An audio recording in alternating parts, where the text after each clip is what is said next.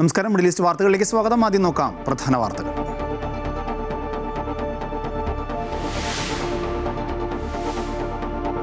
ഇന്ത്യക്കെതിരായ പുതിയ നീക്കവുമായി പാകിസ്ഥാൻ. ചാരപ്രവർത്തനം നടത്തിയ 37 ഇന്ത്യൻ കൗമാരക്കാർ നിരീക്ഷണത്തിൽ. 15-കാരൻ്റെ മൊബൈലിലൂടെ കൈമാറിയത് പത്താൻകോട് സൈനിക ക്യാമ്പിന്റെ നിർണായക വിവരങ്ങളും ചിത്രങ്ങളും. സൈബർ തട്ടിപ്പിലൂടെ ഭീകരതയ്ക്ക് പണം.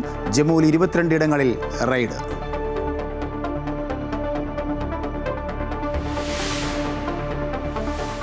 വെനിസ്വേലയുടെ 5 കോടി ബാരൽ എണ്ണ അമേരിക്ക സ്വന്തമാക്കുമെന്ന് Trump. China, Russia, Iran, Cuba എന്നീ രാജ്യങ്ങളുമായുള്ള ബന്ധം വിച്ഛേദിക്കണമെന്ന് വെനസ്വേലയ്ക്ക് നിർദ്ദേശം. US സൈന്യം പിന്തുടരുന്ന എണ്ണ ടാങ്കറിനെ സംരക്ഷിക്കാൻ നാവികസേനയെ അയച്ച് റഷ്യ.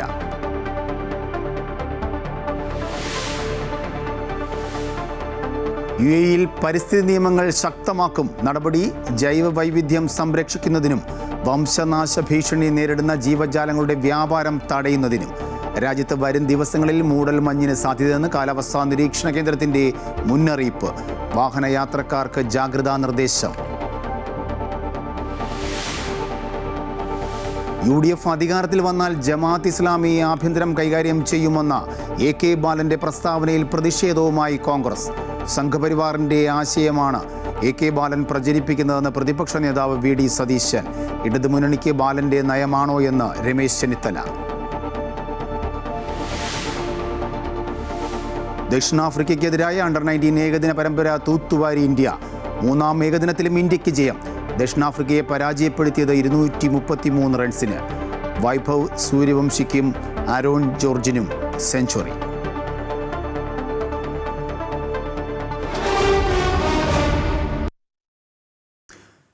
ഇന്ത്യയിൽ ചാരപ്രവർത്തനം നടത്താൻ പുതിയ തന്ത്രങ്ങൾ മെനഞ്ഞ് പാക് ചാരസംഘടനയായ ISI. പ്രായം പൂർത്തിയാകാത്ത കുട്ടികളെ പ്രലോഭിപ്പിച്ച് ഇന്ത്യയിലെ സുപ്രധാന മേഖലകളിലെ നീക്കങ്ങൾ മനസ്സിലാക്കാനാണ് ISIയുടെ നീക്കം. പിടിയിലായ 15-കാരിൽ നിന്ന് ലഭിക്കുന്നത് ഞെട്ടിപ്പിക്കുന്ന വിവരങ്ങളാണ്. 37ഓളം കുട്ടികൾ ഇത്തരത്തിൽ നിരീക്ഷണത്തിലാണ്. ഇന്ത്യയെ അസ്ഥിരപ്പെടുത്തുക എന്ന ഒറ്റ ലക്ഷ്യത്തോടെ ഏതു രീതിയിൽ പണി നൽകാമെന്ന നിതാന്ത ആലോചനയിൽ തന്ത്രങ്ങൾ പലതാണ് പാക് സൈന്യവും ചാരസംഘടനയായ ISIയും പാക് ഭരണകൂടവുമൊക്കെ മെനയുന്നത്. പ്രായപൂർത്തിയാകാത്ത നമ്മുടെ രാജ്യത്തെ കുട്ടികളെ ഓൺലൈനിലൂടെ കൊടുക്കുക, അവരെ ബ്രെയിൻ വാഷ് ചെയ്യുക, അതിനുശേഷം നമ്മുടെ രാജ്യത്തിനെതിരായ ചാരശൃംഖലയാക്കി മാറ്റുക. ഇങ്ങനെ 37-ലധികം കൗമാരക്കാരെയാണ് സുരക്ഷാ പരിശോധനയിൽ കണ്ടെത്തിയത്. 12 കുട്ടികൾ പഞ്ചാബ്, ഹരിയാന എന്നിവിടങ്ങളിൽ നിന്നുള്ളവരാണ്. 25 പേർ ജമ്മു കശ്മീരിൽ നിന്നും. 14-നും 17-നും ഇടയ്ക്ക് പ്രായമുള്ള കുട്ടികളെയാണ് ISI ഇന്റർ സർവീസ് ഇന്റലിജൻസ് കുടുക്കിയത്. പത്താൻകോട്ടിൽ 15-കാരൻ പിടിയിലായതോടെയാണ് ഇത് സംബന്ധിച്ച കൂടുതൽ വിവരങ്ങൾ പുറത്തുവരുന്നത്. കുട്ടിയുടെ മൊബൈൽ പരിശോധിച്ച സുരക്ഷാ ഉദ്യോഗസ്ഥർ ഞെട്ടിയിരിക്കുകയാണ്. പത്താൻകോട്ടിലെ സൈനിക ക്യാമ്പും സമീപ പ്രദേശങ്ങളും ഉൾപ്പെടെ സുപ്രധാന മേഖലകളുടെ ചിത്രങ്ങൾ പാകിസ്ഥാന്റെ ISI ബന്ധമുള്ള ഏജൻസികൾക്കും മറ്റും പകർത്തി നൽകിയിരിക്കുന്നു. മാത്രമല്ല, കുട്ടിയുടെ ഫോൺ ക്ലോൺ ചെയ്തിട്ടുണ്ട്. അതായത് ഈ കുട്ടി എവിടെ പോകുന്നു, എന്തു ചെയ്യുന്നു, ആരോടൊക്കെ ഇടപെടുന്നു എന്നതൊക്കെ ഇവനെ കൈകാര്യം ചെയ്യുന്ന പാക് ചാരന്മാർക്ക് കാണാനാകും. ഇതിനോടകം തന്നെ സുരക്ഷാ മേഖലകളുടെ ചിത്രങ്ങൾ, വാഹന വ്യൂഹങ്ങളുടെ നീക്കങ്ങൾ ഇവയെല്ലാം പാക് ഹാൻഡ്ലേഴ്സിന് ഈ കുട്ടികൾ കൈമാറിക്കഴിഞ്ഞു. ഈ കുട്ടി സ്കൂളിൽ എത്തുന്നില്ല എന്ന കാര്യം രക്ഷിതാക്കൾ പോലും അറിഞ്ഞിരുന്നില്ല. പുതിയ സാഹചര്യത്തിൽ മാതാപിതാക്കൾ കുട്ടികളുടെ ഓൺലൈൻ പ്രവർത്തനങ്ങൾ കർശനമായി നിരീക്ഷിക്കണമെന്ന നിർദ്ദേശം പ്രതിരോധ മന്ത്രാലയവും നൽകിയിട്ടുണ്ട്. ഇന്ത്യയിൽ സ്ഫോടനങ്ങൾ നടത്തുന്നതിന് വേണ്ടി ജെയ്ഷെ മുഹമ്മദ് എന്ന ഭീകര സംഘടന ഡോക്ടർമാരെ ഉപയോഗിച്ച് വൈറ്റ് കോളർ ടെററിസത്തിന് തയ്യാറെടുത്തതിന് പിന്നാലെയാണ് സമൂഹത്തിൽ കൂടുതൽ മേഖലകളിൽ ഭീകര ചാര സംഘടനകൾ കൈകടത്തിയിട്ടുണ്ടോ എന്ന പരിശോധന ശക്തമാക്കിയത്. News desk, Amrita TV. Cyber ഭീകരാക്രമണത്തിന് പണം നൽകുന്ന സംഘടനകളുടെ 22 ഇടങ്ങളിൽ റെയ്ഡ് നടത്തി Jammu counter intelligence squad. Srinagar, Budgam, Shopian, Kulgam എന്നിവിടങ്ങളിലാണ് റെയ്ഡ് നടത്തിയത്. ശ്രീനഗറിൽ മാത്രം 10ഓളം ഇടങ്ങളിൽ പരിശോധന നടത്തി. ലാപ്ടോപ്പുകൾ, മൊബൈൽ ഫോണുകൾ, സ്റ്റോറേജ് ഉപകരണങ്ങൾ, സാമ്പത്തിക രേഖകൾ അടക്കം പിടിച്ചെടുത്തിട്ടുണ്ട്. സമൂഹ മാധ്യമങ്ങളിലടക്കം ദേശസുരക്ഷയ്ക്ക് വിരുദ്ധമായ പരാമർശങ്ങളോ പ്രവർത്തനങ്ങളോ നടത്തുന്നവരെ അന്വേഷണ സംഘം സൂക്ഷ്മമായി നിരീക്ഷിക്കുന്നുണ്ട്. വെനസ്വേല 3 മുതൽ 5 കോടി വരെ ബാരൽ ക്രൂഡ് ഓയിൽ അമേരിക്കയ്ക്ക് കൈമാറുമെന്ന് US പ്രസിഡന്റ് ഡൊണാൾഡ് ട്രംപിന്റെ വാദം. എണ്ണയിലൂടെ വെനസ്വേലയ്ക്ക് ലഭിക്കുന്ന പണം അമേരിക്ക നിയന്ത്രിക്കുമെന്നും ട്രംപ് അവകാശപ്പെടുന്നു. വെനസ്വേലയിലെയും അമേരിക്കയിലെയും ജനങ്ങൾക്ക് പ്രയോജനപ്പെടുന്നതിനായി പണം ഉപയോഗിക്കുന്നുവെന്ന് ഉറപ്പാക്കുമെന്നും പ്രസിഡന്റ് ഡൊണാൾഡ് ട്രംപ് കൂട്ടിച്ചേർത്തു. അമേരിക്കയ്ക്ക് എണ്ണ നൽകുമെന്ന് വെനസ്വേലിയൻ ഇടക്കാല സർക്കാർ അറിയിച്ചതായി അമേരിക്കൻ പ്രസിഡന്റ് ഡൊണാൾഡ് ട്രംപ് അവകാശവാദം ഉന്നയിക്കുന്നു. 30 മുതൽ 50 ദശലക്ഷം ബാരൽ എണ്ണ നൽകുമെന്നാണ് ട്രംപ് ട്രൂത്ത് സോഷ്യലിലൂടെ അറിയിച്ചത്. വിപണി വിലയ്ക്കായിരിക്കും ഉയർന്ന നിലവാരമുള്ള എണ്ണ US നൽകുക. എണ്ണ വിൽപ്പനയിലൂടെ വെനസ്വേലയ്ക്ക് ലഭിക്കുന്ന പണം അമേരിക്ക നിയന്ത്രിക്കുമെന്നും ട്രംപ് പറയുന്നു. ലഭിക്കുന്ന പണം അമേരിക്കൻ പ്രസിഡന്റ് എന്ന നിലയിൽ തന്റെ നിയന്ത്രണത്തിലായിരിക്കും. വെനസ്വേലയിലെയും അമേരിക്കയിലെയും ജനങ്ങളുടെ ക്ഷേമത്തിനായി ഈ പണം ഉപയോഗിക്കും. പദ്ധതി ഉടൻ നടപ്പിലാക്കാൻ ഊർജ്ജ സെക്രട്ടറിയോട് ആവശ്യപ്പെട്ടിട്ടുണ്ട്. സ്റ്റോറേജ് കപ്പലുകൾ വഴി ഈ എണ്ണ നേരിട്ട് അമേരിക്കയിലെ അൺലോഡിംഗ് ഡോക്കുകളിൽ എത്തിക്കുമെന്നും ട്രംപ് വ്യക്തമാക്കി. വെനസ്വേലയുടെ ആത്യന്തിക ചുമതല തനിക്കാണെന്നും ട്രംപ് അവകാശവാദം ഉന്നയിക്കുന്നു. വെനസ്വേലയിൽ ഉടൻ തെരഞ്ഞെടുപ്പ് നടത്താനാകില്ലെന്നും രാജ്യവുമായി US യുദ്ധത്തിലല്ലെന്നും ട്രംപ് കഴിഞ്ഞ ദിവസം വ്യക്തമാക്കിയിരുന്നു. ജനുവരി 3 ഓപ്പറേഷൻ അബ്സല്യൂട്ട് റിസോൾവിലൂടെ അമേരിക്കൻ സൈന്യം വെനസ്വേലയുടെ പ്രസിഡന്റ് നിക്കോളാസ് മഡൂറോയെയും ഭാര്യ സിലിയ ഫ്ലോറൻസിനെയും കസ്റ്റഡിയിലെടുക്കുന്നത്. മയക്കുമരുന്ന് കടത്ത്, ആയുധങ്ങൾ കൈവശം വെക്കൽ തുടങ്ങിയ കുറ്റങ്ങൾ ചുമത്തി ജനുവരി 5 അദ്ദേഹത്തെ ന്യൂയോർക്കിലെ മാൻഹട്ടൻ ഫെഡറൽ കോടതിയിൽ ഹാജരാക്കിയിരുന്നു. കോടതിയിൽ അദ്ദേഹം കുറ്റം സമ്മതിച്ചില്ല. മാർച്ച് 17 അടുത്ത വാദം കേൾക്കൽ. മഡൂറോയെ US അന്യായമായി കടത്തിക്കൊണ്ടുപോയതിനു പിന്നാലെ ഡെൽസി റോഡ്രിഗസ് വെനസ്വേലയുടെ ഇടക്കാല പ്രസിഡന്റായി ചുമതല ഏറ്റെടുത്തിരുന്നു. വൻ ഭീഷണിയാണ് ഇടക്കാല സർക്കാരിന് ട്രംപിന്റെ ഭാഗത്തു നിന്നും ഉണ്ടാകുന്നത്. ഇതിനു പിന്നാലെയാണ് എണ്ണ നൽകാമെന്ന് വെനസ്വേല സമ്മതിച്ചതെന്നാണ് റിപ്പോർട്ടുകൾ. News desk Amrita news. ഉപരോധം മറികടന്ന് എണ്ണക്കടത്ത് നടത്തുന്നതായി അമേരിക്ക ആരോപിക്കുന്ന എണ്ണക്കപ്പലിന് സംരക്ഷണം നൽകാൻ അത്യാധുനിക അന്തർവാഹിനിയും നാവികസേനയെയും റഷ്യ വിന്യസിച്ചു. ബെല്ല 1 എന്നറിയപ്പെട്ടിരുന്ന മാരിനേര എന്ന എണ്ണക്കപ്പലിനെ കേന്ദ്രീകരിച്ചാണ് പുതിയ നീക്കം. നിയമവിരുദ്ധമായി എണ്ണ കടത്തുന്ന റഷ്യയുടെ ഷാഡോ ഫ്ലീറ്റിൻ്റെ ഭാഗമാണ് ഈ കപ്പലെന്നാണ് അമേരിക്ക ആരോപിക്കുന്നത്. വെനസ്വേലയിൽ നിന്ന് എണ്ണ കയറ്റാൻ ശ്രമിച്ച ടാങ്കറിനെ തടയാൻ US ഉപരോധം ഏർപ്പെടുത്തിയിരുന്നു. UDF അധികാരത്തിൽ വന്നാൽ ജമാഅത്ത് ഇസ്ലാമി ആഭ്യന്തരം കൈകാര്യം ചെയ്യുമെന്ന AK ബാലന്റെ പ്രസ്താവനയിൽ കടുത്ത പ്രതിഷേധവുമായി കോൺഗ്രസ് നേതൃത്വം. AK ബാലന്റെ പ്രസ്താവന ഏറ്റവും അപകടകരമെന്നും സംഘപരിവാറിന്റെ ആശയമാണ് പ്രചരിപ്പിക്കുന്നതെന്നും പ്രതിപക്ഷ നേതാവ് VD സതീശൻ പറഞ്ഞു. അതേസമയം നാട്ടിൽ വർഗീയത പരത്താനാണ് AK ബാലന്റെ ശ്രമമെന്നും ബാലന്റെ നയമാണോ ഇടതു മുന്നണിക്കെന്ന് വ്യക്തമാക്കണമെന്നും രമേശിനെതിരെയും ആവശ്യപ്പെട്ടു. പാലക്കാട് ഉപതെരഞ്ഞെടുപ്പ് മുതൽ UDFനെതിരെ കൃത്യമായി CPM പ്രയോഗിക്കുന്ന ആയുധമാണ് ജമാഅത്തെ ഇസ്ലാമിയും വെൽഫെയർ പാർട്ടിയും. വർഗീയ പാർട്ടികൾ മുസ്ലിം ലീഗിലൂടെ UDFനെ പിടിമുറുക്കുന്നു എന്ന രാഷ്ട്രീയ ആരോപണമാണ് പിന്നീട് ഓരോ തവണയും CPM പുറത്തെടുത്തത്. ഇത്തവണ നിയമസഭാ തെരഞ്ഞെടുപ്പിൽ അതിന്റെ തുടക്കമെന്നോണമുണ്ടായ AK ബാലന്റെ പ്രസ്താവനയെ കടുത്ത ഭാഷയിൽ വിമർശിക്കുകയാണ് കോൺഗ്രസ് നേതൃത്വം. UDF അധികാരത്തിൽ വന്നാൽ ആഭ്യന്തരം കൈകാര്യം ചെയ്യുന്നത് ജമാഅത്ത് ഇസ്ലാമി ആയിരിക്കും എന്നുള്ള പ്രസ്താവന, സംഘപരിവാർ അജണ്ട ഇന്ത്യയിൽ എല്ലായിടത്തും നടപ്പാക്കുന്നതിന്റെ ഭാഗമായി അവർ നടത്തുന്ന പ്രചരണത്തിന്റെ ഭാഗം അതേ സംഘപരിവാർ തന്ത്രമാണ് ഈ ഒരു പ്രസ്താവനയിലൂടെ AK ബാലൻ നടത്തിയിരിക്കുന്നത്. CPMന്റെ നേതൃത്വത്തിന്റെ അറിവോടുകൂടിയാണ് AK ബാലൻ ഈ പ്രസ്താവന നടത്തിയിരിക്കുന്നത്. വെള്ളാപ്പള്ളി നടേശൻ നടത്തിയ പ്രസ്താവനയും AK ബാലൻ നടത്തിയ പ്രസ്താവനയും കൂട്ടിവെച്ചാൽ മതി. ഇത് BJPയുടെ സ്വരത്തിലാണ് അദ്ദേഹം സംസാരിക്കുന്നത്. എന്താണ് BJP പറയുന്നത്? അതേ സ്വരത്തിലും അതേ ഭാഷയിലാണ് AK ബാലൻ സംസാരിക്കുന്നത്. BJPയും CPMും തമ്മിലുള്ള അന്തർധാര വളരെ വ്യക്തമാണ്. BJP പറയേണ്ട കാര്യങ്ങൾ CPM പറയുന്നു, CPM പറയേണ്ട കാര്യങ്ങൾ BJP പറയുന്നു. രണ്ടുപേരും പരസ്പര സഹായത്തോടു കൂടി പ്രവർത്തിക്കുകയാണ്. തനി വർഗീയത വിളമ്പുന്ന പ്രസ്താവന AK ബാലനെ കൊണ്ട് പറയിപ്പിച്ചിരിക്കുകയാണ്. AK ബാലൻ നടത്തിയ പ്രസ്താവനയാണ്, AK ബാലനെ കൊണ്ട് പറയിപ്പിച്ചിരിക്കുകയാണ്.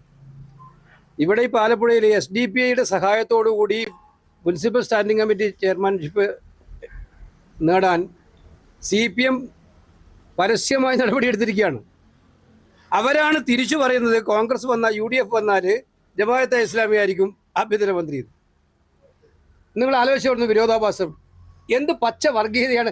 തെരഞ്ഞെടുപ്പിൽ തോറ്റു കഴിഞ്ഞാൽ ആ തോറ്റതിൻ്റെ യഥാർത്ഥ കാരണങ്ങൾ കണ്ടുപിടിച്ച് നടപടിയെടുക്കുന്നതിന് പകരം കുരുടൻ ആനയെ കണ്ട പോലെയാണ് CPMന്റെ നേതാക്കന്മാരുടെ സ്ഥിതി. തദ്ദേശ തെരഞ്ഞെടുപ്പിൽ UDFനുണ്ടായ മുന്നേറ്റത്തിന്റെ തുടർച്ച നിയമസഭാ തെരഞ്ഞെടുപ്പിലുണ്ടായാൽ ഇവിടെ ജമാഅത്തെ ഇസ്ലാമി ആഭ്യന്തര വകുപ്പ് ഭരിക്കുമെന്നും മാറാട് കലാപങ്ങൾ ആവർത്തിക്കുമെന്നുമുള്ള AK ബാലന്റെ പ്രസ്താവനയിലെ രാഷ്ട്രീയ അപകടം കൃത്യമായി മനസ്സിലാക്കുകയാണ് കോൺഗ്രസ്. സംഘപരിവാറിന്റെ ആശയം പ്രചരിപ്പിക്കുന്ന CPM പുറത്തെടുക്കുന്നത് തനി വർഗീയതയാണെന്നും BJP CPM കൂട്ടുകെട്ടിന്റെ പ്രതിഫലനമാണെന്നുമുള്ള പ്രചാരണം ശക്തമാക്കുകയാണ് കോൺഗ്രസ്. അമൃത ന്യൂസ്, തിരുവനന്തപുരം. CPM നിലപാട് വർഗീയതയ്ക്കെതിരെ ശക്തമായി ഉയർത്തിപ്പിടിക്കുന്ന നേതാവാണ് AK ബാലനെന്നും ചിലർക്ക് അത് ഇഷ്ടപ്പെടുന്നുണ്ടാവില്ല എന്നും LDF convener TP Ramakrishnan Kozhikode പറഞ്ഞു. AK ബാലൻ അദ്ദേഹത്തിൻ്റെ കാൽക്കുലേഷൻ്റെ അടിസ്ഥാനത്തിലാകാം പരാമർശം നടത്തിയത്. അങ്ങനെ ഒരു നിലപാട് LDF-ഓ CPM-ഓ പറഞ്ഞിട്ടില്ല എന്നും അദ്ദേഹം പറഞ്ഞു. പരാമർശം അങ്ങനെ വന്നിട്ടുണ്ടെങ്കിൽ അയാൾ ചില കാൽക്കുലേഷൻ്റെ പുറത്ത് പറഞ്ഞതായിരിക്കാം. ഞങ്ങളങ്ങനെ ഒരു അഭിപ്രായം പറഞ്ഞിട്ടില്ല. UDF അധികാരത്തിൽ വരുന്ന പ്രശ്നമില്ല, പിന്നെയല്ലേ ജമാഅത്ത് ആഭ്യന്തരമേൽക്കുന്ന പ്രശ്നം വരുന്നത്. UDF ശബരിമല സ്വർണ്ണ കവർച്ച കേസിൽ ദേവസ്വം മുൻ പ്രസിഡന്റ് A. പത്മകുമാറിന് ജാമ്യമില്ല. ദ്വാരപാലക ശില്പങ്ങളുടെ കേസിൽ പത്മകുമാർ സമർപ്പിച്ച ജാമ്യാപേക്ഷ വിജിലൻസ് കോടതി തള്ളി. കേസിലെ പ്രതികളായ ഉണ്ണികൃഷ്ണൻ പോറ്റിയെയും മുരാരി ബാബുവിനെയും 14 ദിവസത്തേക്ക് കൂടി വിജിലൻസ് കോടതി റിമാൻഡ് ചെയ്തു. ശബരിമല സ്വർണ്ണ കവർച്ചയിൽ കട്ടളപ്പാളിയിലെയും ദ്വാരപാലക ശില്പങ്ങളിലെയും കേസുകളിൽ പ്രതിയാണ് പത്മകുമാർ. നേരത്തെ കട്ടളപ്പാളിയിലെ സ്വർണ്ണമോഷണ കേസിൽ വിജിലൻസ് കോടതിയും ഹൈക്കോടതിയും പത്മകുമാറിന്റെ ജാമ്യാപേക്ഷ തള്ളിയിരുന്നു. ഇതിനു പിന്നാലെയാണ് ദ്വാരപാലക ശില്പങ്ങളുടെ കേസിൽ ജാമ്യാപേക്ഷയുമായി പത്മകുമാർ വിജിലൻസ് കോടതിയെ സമീപിച്ചത്. വിശദമായി വാദം കേട്ട കൊല്ലം വിജിലൻസ് കോടതി പത്മകുമാറിന് ജാമ്യം നിഷേധിച്ചു. രണ്ടാമത്തെ കേസിൽ അറസ്റ്റ് ചെയ്തപ്പോൾ നടപടിക്രമങ്ങൾ പാലിച്ചില്ല എന്നതായിരുന്നു പ്രതിഭാഗം വാദം. ദേവസ്വം ബോർഡ് എടുത്ത തീരുമാനത്തിൽ താൻ മാത്രം എങ്ങനെ കുറ്റക്കാരനാകുമെന്നും പത്മകുമാർ വാദിച്ചു. നടപടിക്രമങ്ങൾ പാലിച്ചിട്ടുണ്ടെന്നും ഈ ഘട്ടത്തിൽ ജാമ്യം നൽകരുതെന്നുമുള്ള പ്രോസിക്യൂഷൻ വാദം കോടതി ശരിവെച്ചു. പ്രത്യേക അന്വേഷണ സംഘം ഹൈക്കോടതിയിൽ സമർപ്പിച്ച റിപ്പോർട്ടിൽ ഗുരുതര ആരോപണങ്ങളാണ് പത്മകുമാറിനെതിരെ ഉള്ളത്. കേസിലെ മുഖ്യപ്രതിയായ ഉണ്ണികൃഷ്ണൻ പോറ്റിയെയും മുൻ അഡ്മിനിസ്ട്രേറ്റീവ് ഓഫീസർ മുരാരി ബാബുവിനെയും ഇന്ന് കൊല്ലം വിജിലൻസ് കോടതിയിൽ ഹാജരാക്കി. ഉണ്ണികൃഷ്ണൻ പോറ്റിയുടെയും മുരാരി ബാബുവിന്റെയും റിമാൻഡ് കാലാവധി കോടതി 14 ദിവസത്തേക്ക് കൂടി നീട്ടി. കട്ടളപ്പാളി, ദ്വാരപാലക ശില്പം എന്നീ 2 കേസുകളിലും ഉണ്ണികൃഷ്ണൻ പോറ്റി പുതിയ ജാമ്യാപേക്ഷകൾ സമർപ്പിച്ചിട്ടുണ്ട്. 14-ാം തീയതി ജാമ്യാപേക്ഷകൾ കൊല്ലം വിജിലൻസ് കോടതി പരിഗണിക്കും. അമൃത ന്യൂസ്, കൊല്ലം. സ്വർണ്ണക്കൊള്ളയിൽ തന്റെ മൊഴി പ്രകാരമുള്ള അന്വേഷണവുമായി മുന്നോട്ട് പോകാൻ SITക്ക് കഴിയുന്നില്ല എന്ന് രമേശ് ചെന്നിത്തല. സംസ്ഥാനത്തെ SITക്ക് അതിന് പരിമിതിയുണ്ട്, അതിന് CBI പോലെയുള്ള ഏജൻസികളാണ് വരേണ്ടതെന്നും അദ്ദേഹം പറഞ്ഞു. അന്തർദേശീയ ബന്ധങ്ങൾ പുറത്തു വരണം. അതുകൊണ്ടാണ് കോടതിയുടെ മേൽനോട്ടത് CBI അന്വേഷണം വേണം എന്ന് ഞാൻ ആവർത്തിച്ച് പറയുന്നത്. ആ അന്വേഷണം മുന്നോട്ട് പോകാൻ കഴിയാത്തത് SITയുടെ പരിമിതമായ അധികാര പരിധി ഉള്ളതുകൊണ്ടാണ്. ശബരിമല സ്വർണ്ണക്കൊള്ളയിൽ CPM-നെതിരെ രൂക്ഷ വിമർശനവുമായി പ്രതിപക്ഷ നേതാവ് VD സതീശൻ. സ്വർണ്ണക്കൊള്ളയിലെ പ്രതികളെ CPM സംരക്ഷിക്കുകയാണ്.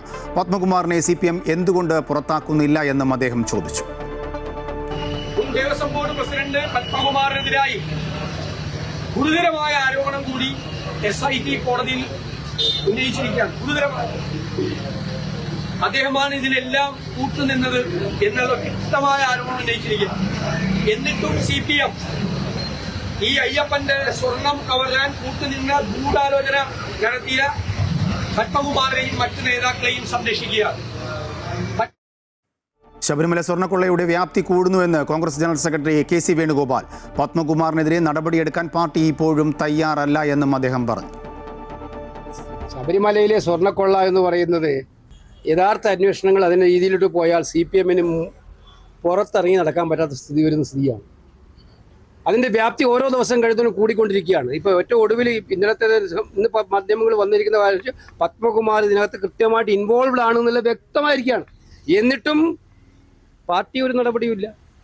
ഇപ്പോൾ പാർട്ടി ഇനിയും സംരക്ഷിക്കാൻ ഒരുപാട് ആളുണ്ട് എന്നുള്ളത് കൊണ്ട് ഇതിനെ ന്യായീകരിക്കുകയാണ്. കോഴിക്കോട് സ്ഥാനാർത്ഥി നിർണയത്തിൽ ഒരു അപശബ്ദവും ഉണ്ടാകില്ല എന്നും 13-ൽ 13 നേടുക എന്നതാണ് കോഴിക്കോട് കോൺഗ്രസിന്റെ ലക്ഷ്യമെന്നും DCC president K. Praveen Kumar പ്രതികരിച്ചു. വോട്ടർ പട്ടികയിൽ കൃത്രിമം നടത്തി അശാസ്ത്രീയമായ വാർഡുവിനം നടത്തിയിട്ടും കോഴിക്കോട് ജില്ലയിൽ ലോക്കൽ ബോർഡ് തെരഞ്ഞെടുപ്പിൽ 13 10 UDF മുമ്പിലാണ്. കോഴിക്കോട്ടെ കോൺഗ്രസ് ലക്ഷ്യം 7, 8, 9, 10 അല്ല 13 ഔട്ട് ഓഫ് 13 തന്നെയാണ്. അതൊരു നിയമത്തെ തന്റെ സ്ഥാനാർത്ഥിത്വത്തിൽ വ്യക്തത വരുത്തി V. ശിവൻകുട്ടി. കൃത്യസമയത്ത് കൃത്യമായ നിലപാട് പാർട്ടി സ്വീകരിക്കും. ഇടതുമുന്നണിക്ക് നിയമത്തെ വിജയം സുനിശ്ചിതമെന്നും ലോക്സഭാ തെരഞ്ഞെടുപ്പിൻ്റെയോ തദ്ദേശ തെരഞ്ഞെടുപ്പിൻ്റെയോ വോട്ടിംഗ് പാറ്റേൺ അല്ല നിയമസഭാ തെരഞ്ഞെടുപ്പിൽ പ്രതിഫലിക്കുക എന്നും അദ്ദേഹം പറഞ്ഞു. ഒരു വ്യക്തതയുടെ പ്രശ്നമില്ല. പാർട്ടിയുടെ സംസ്ഥാന സെക്രട്ടറി MV ഗോവിന്ദൻ മാഷ് പറഞ്ഞിട്ടുണ്ട്, പാർട്ടിയാണ് സ്ഥാനാർത്ഥികൾ നിശ്ചയിക്കുന്നത്. അതുകൊണ്ട് തന്നെ എന്നോട് ചോദിച്ച ചോദ്യങ്ങൾക്ക് എൻ്റെ ആ ധാരണ വെച്ച് തന്നെയാണ് ഞാൻ പറഞ്ഞിട്ടുള്ളത്. അപ്പോൾ എൻ്റെ വാക്കുകൾ അടർത്തിയെടുത്തുകൊണ്ട് ഒരു കൺഫ്യൂഷൻ ഉണ്ടാക്കുന്നതിന് വേണ്ടി മനഃപൂർവ്വം ചില ടെലിവിഷൻ ചാനലുകൾ ശ്രമിച്ചതാണ്. എൻ്റെ പാർട്ടി തീരുമാനിക്കും ഞാൻ മത്സരിക്കണോ വേണ്ടതെന്ന് സംബന്ധിച്ചിടത്തോളം. അത് ഞാൻ രാഹുൽ മാങ്കൂട്ടത്തിന് ആശ്വാസം. ബലാത്സംഗ കേസിൽ അറസ്റ്റ് തടഞ്ഞ നടപടി ഹൈക്കോടതി നീട്ടി. ഈ മാസം 21 വരെ അറസ്റ്റ് പാടില്ല. പ്രിൻസിപ്പൽ സെഷൻസ് കോടതി മുൻകൂർ ജാമ്യാപേക്ഷ തള്ളിയതിനെ തുടർന്നാണ് രാഹുൽ മാങ്കൂട്ടത്തിൽ MLA ഹൈക്കോടതിയെ സമീപിച്ചത്. കേസിൽ രാഹുലിനെ അറസ്റ്റ് ചെയ്യുന്നത് ഇന്നുവരെയാണ് കോടതി തടഞ്ഞിരുന്നത്. മുൻകൂർ ജാമ്യാപേക്ഷയിൽ പരാതിക്കാരിയെ ഹൈക്കോടതി കക്ഷി ചേർത്തു. മുൻകൂർ ജാമ്യാപേക്ഷയെ എതിർത്ത് കക്ഷി ചേരാനുള്ള അതിജീവിതയുടെ അപേക്ഷ ജസ്റ്റിസ് A. ബദറുദ്ദീൻ അംഗീകരിക്കുകയായിരുന്നു. മറുപടി സത്യവാങ്മൂലം നൽകാൻ പരാതിക്കാരിക്ക് 2 ആഴ്ചത്തെ സാവകാശം കോടതി നൽകി. 21-ന് വിശദമായ വാദം കേൾക്കും. അതിനുശേഷമായിരിക്കും രാഹുലിന്റെ മുൻകൂർ ജാമ്യാപേക്ഷയിൽ കോടതി തീരുമാനമെടുക്കുക.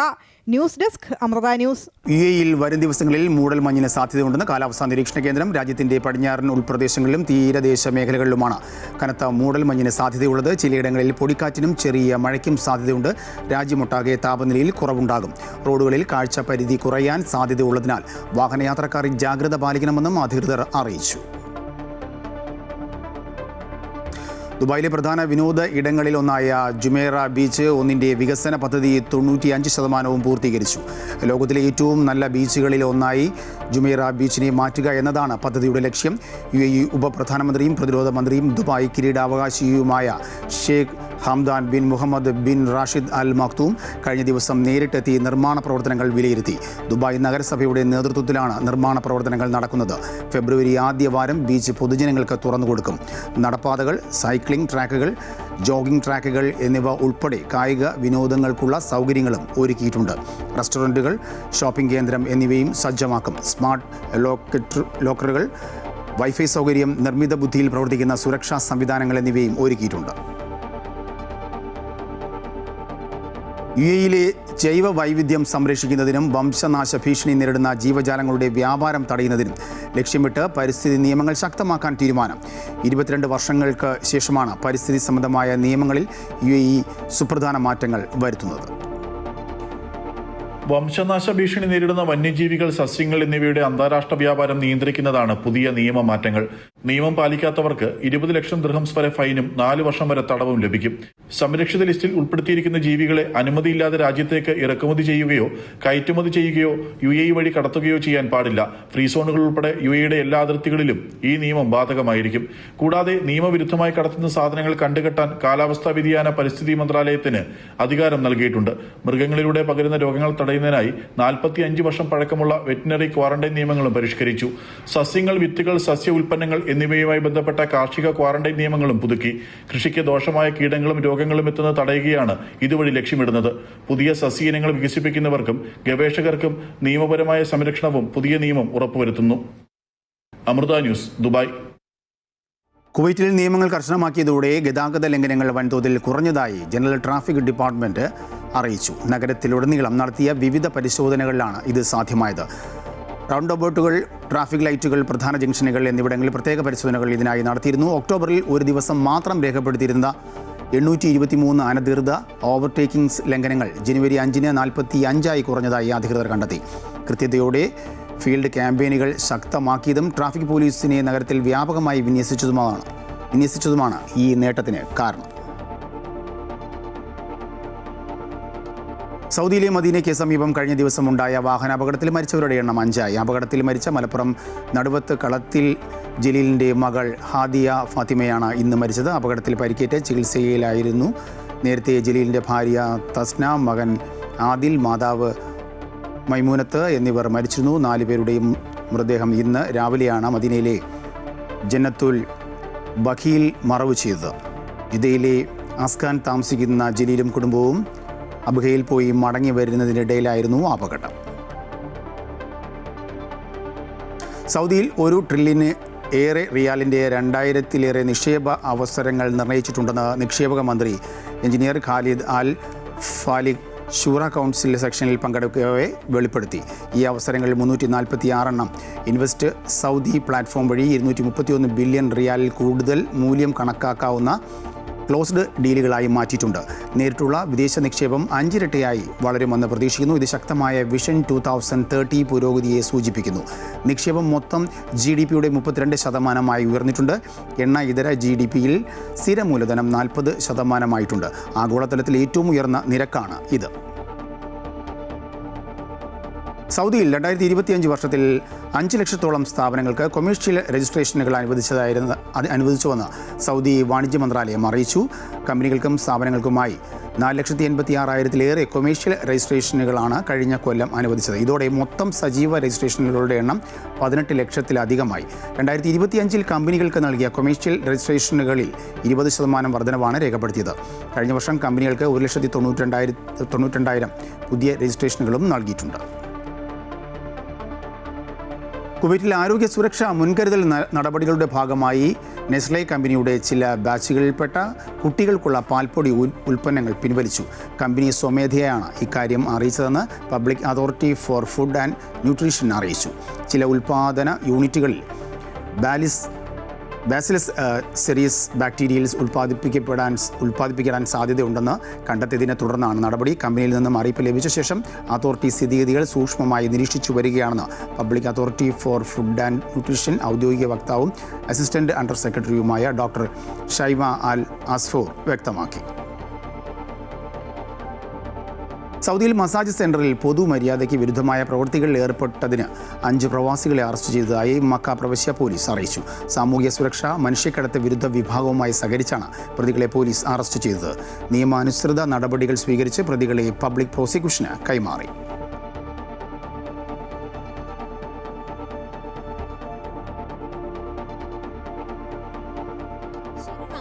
Powered by Dhanalakshmi Bank, banking on relationships forever.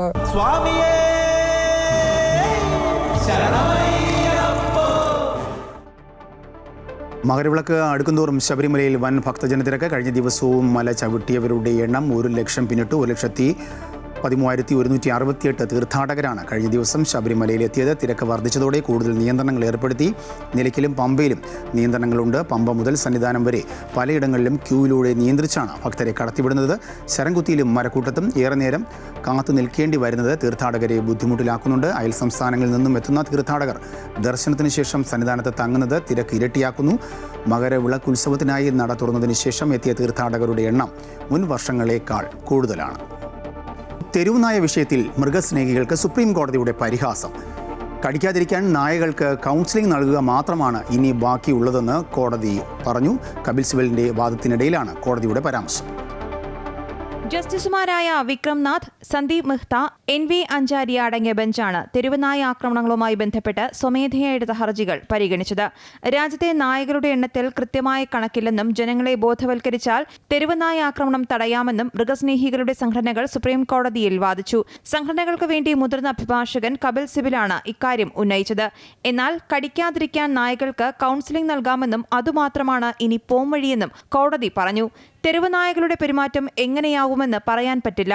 അതുകൊണ്ട് തന്നെ സ്കൂൾ, ആശുപത്രികൾ, കോടതികൾ തുടങ്ങിയ ഇടങ്ങളിൽ നിന്ന് അവയെ നീക്കം ചെയ്യുന്നതിനെ എന്തിനാണ് എതിർക്കുന്നതെന്ന് കോടതി ചോദിച്ചു. പരിഷ്കരിച്ച ഉത്തരവ് ഇത്തരം സ്ഥാപനങ്ങളുള്ള സ്ഥലങ്ങളിൽ മാത്രം ഒതുങ്ങുന്നതാണെന്നും പൊതുറോഡുകളിൽ ബാധകമല്ലെന്നും ബെഞ്ച് അറിയിച്ചു.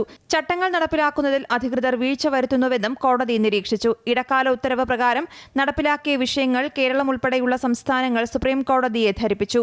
തമിഴ്നാട്, മധ്യപ്രദേശ്, കർണാടക, UP, പഞ്ചാബ് എന്നീ സംസ്ഥാനങ്ങൾ തൽസ്ഥിതി റിപ്പോർട്ട് സമർപ്പിച്ചിട്ടില്ലെന്ന് കേസിലെ അമിക്കസ് ക്യൂറിയും അറിയിച്ചു. നായ്ക്കൾക്കായി സംരക്ഷണ കേന്ദ്രങ്ങൾ തുടങ്ങുന്നതിൽ സംസ്ഥാനങ്ങൾ നേരിടുന്ന പ്രായോഗിക പ്രശ്നങ്ങളും അമിക്കസ് ക്യൂറി സുപ്രീം കോടതിയിൽ പറഞ്ഞു. ABC കേന്ദ്രങ്ങൾ കേരളത്തിൽ പൂർണ്ണതോതിൽ പ്രവർത്തിക്കുന്നില്ലെന്നും ഇത് വിലയിരുത്താൻ ഫലപ്രദമായ സംവിധാനങ്ങൾ ഇല്ലെന്നും അമിക്കസ് ക്യൂറി റിപ്പോർട്ടിൽ പറയുന്നുണ്ട്. പൊതുയിടങ്ങളിലുള്ള തെരുവുനായ്ക്കളുടെ എണ്ണത്തെക്കുറിച്ചും ഇവയെ ഇവിടെ നിന്ന് മാറ്റാൻ സ്വീകരിച്ച നടപടികളെക്കുറിച്ചും കൃത്യമായി കേരളം വിവരം ധരിപ്പിച്ചിട്ടില്ലെന്ന് അമിക്കസ് ക്യൂറി റിപ്പോർട്ടിൽ വ്യക്തമാക്കുന്നു. ആക്രമണകാരികളായവയെ കൊന്നുകളയാൻ ഉത്തരവിടണമെന്ന് നായയുടെ കടിയേറ്റ് മരിച്ച അഭിരാമിയുടെ അമ്മയ്ക്ക് വേണ്ടി ഹാജരായ അഭിഭാഷകൻ VK ബിജു വാദിച്ചു.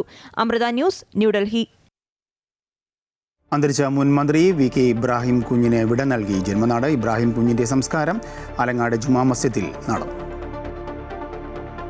ഇന്നലെ രാത്രി മുതൽ ആലുവയിലെ വീട്ടിലേക്ക് ആയിരങ്ങളാണ് തങ്ങളുടെ പ്രിയ നേതാവിനെ ഒരു നോക്ക് കാണാൻ ഒഴുകിയെത്തിയത്.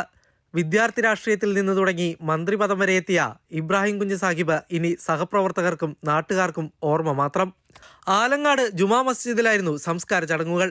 പ്രാർത്ഥനകൾക്ക് ശേഷം പൂർണ്ണ ഔദ്യോഗിക ബഹുമതികളോടെ മൃതദേഹം ഖബർസ്ഥാനിൽ സംസ്കരിച്ചു.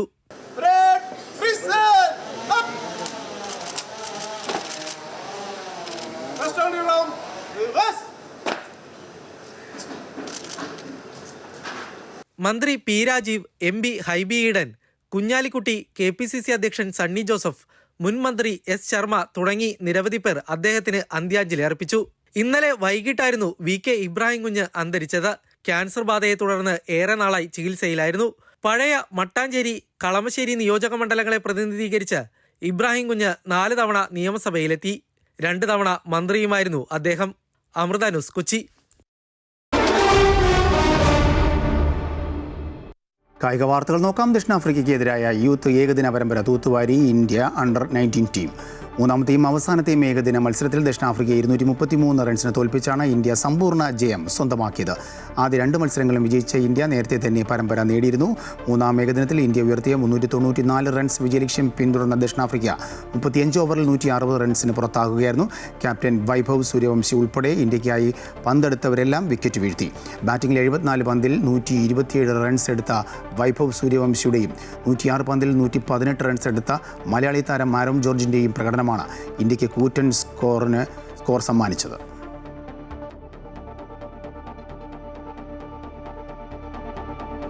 ഇതോടുകൂടി വാർത്താ ബുള്ളറ്റിൻ പൂർണ്ണമാകുന്നു. കൂടുതൽ വാർത്തയ്ക്കായി അമൃത ന്യൂസ് യൂട്യൂബ് കാണുക.